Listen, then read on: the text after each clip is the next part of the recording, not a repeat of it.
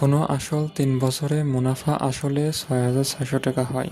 মুনাফা আসলের 3/8 অংশ হলে আসলের পরিমাণ কত?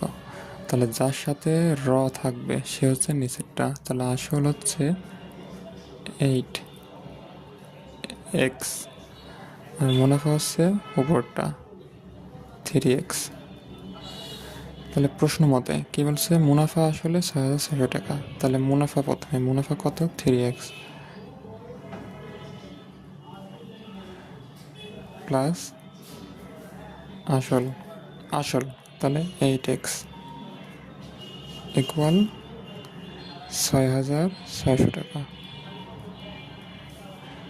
তাহলে দুটো যোগ করলে 11x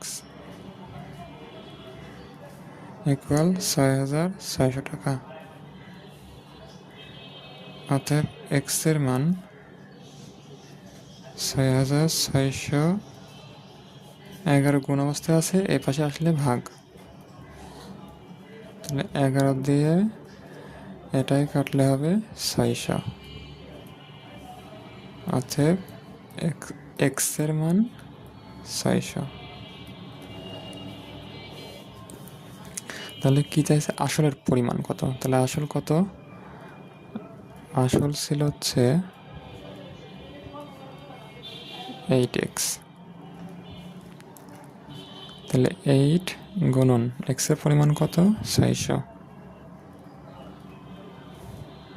তাহলে 8 দিয়ে 600কে ভাগ গুণ করলে 6টা 48, 4,800।